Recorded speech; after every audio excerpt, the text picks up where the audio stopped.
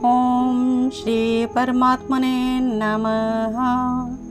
हे कृष्ण करुणा सिंधु दीनबंधु जगतपते गोपेश गोपिका कांतम राधा कांतम नमस्तुते। योगेशं सच्चिदानंदं वासुदेवं व्रजप्रियं धर्म संस्थापकं वीरं कृष्णं वंदे जगद्गुरुं। कृष्णं वंदे जगद्गुरुं।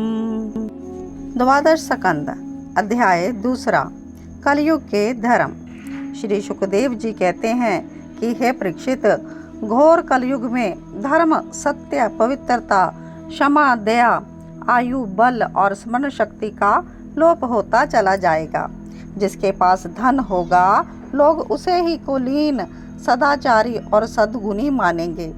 जिसके हाथों में शक्ति होगी वही धर्म और न्याय की व्यवस्था अपने अनुकूल कराने में समर्थ होगा।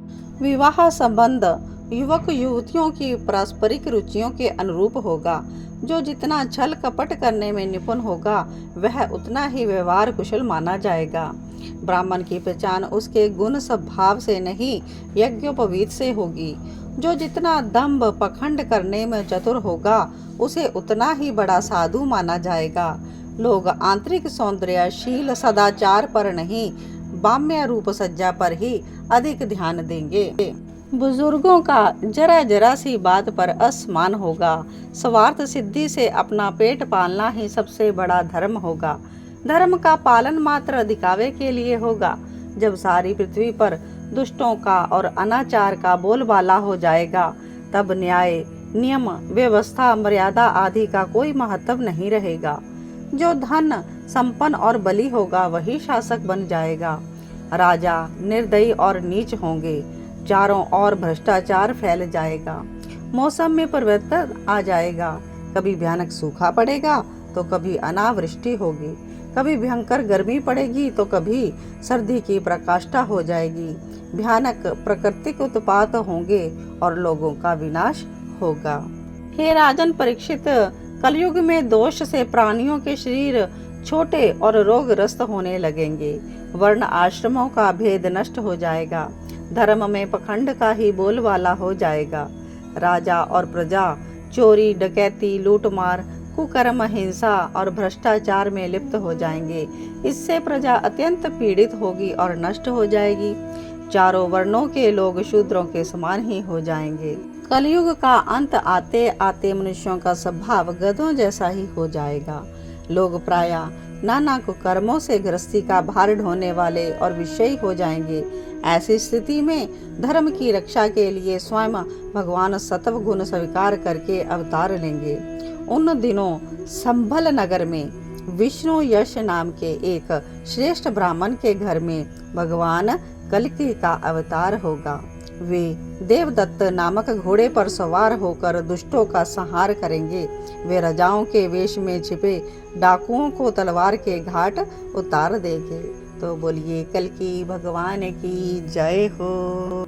हे राजन परीक्षित, जब सभी दुष्ट राजाओं का संहार हो जाएगा तब सारी प्रजा का हृदय पवित्रता से भर जाएगा, क्योंकि भगवान कल्कि के शरीर में लगे अंग राग का स्पर्श पाकर पवित्र हुई वायु उन्हें पवित्र कर देगी। उसी समय से सतयुग प्रारंभ हो जाएगा। प्रजा की वंश परंपरा स्वयं ही सतव गुणों से युक्त हो जाएगी। तुम्हारे जन्म से लेकर राजा नंद के अभिषेक तक 1115 वर्ष का समय लगेगा।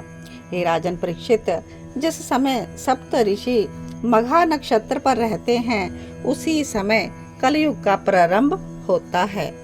कलयुग की आयु देवताओं के वर्ष गणना से 1200 वर्ष की अर्थात मनुष्यों की गणना से 4,32,000 वर्ष की होती है। भगवान श्री कृष्ण अपनी लीला स्मरण करके जब परम धाम को पधारे तभी से कलयुग प्रारंभ हो गया था। तुम्हारे जन्म के समय और इस समय भी मघा नक्षत्र स्थित है जो कलयुग का आरंभ बताता है।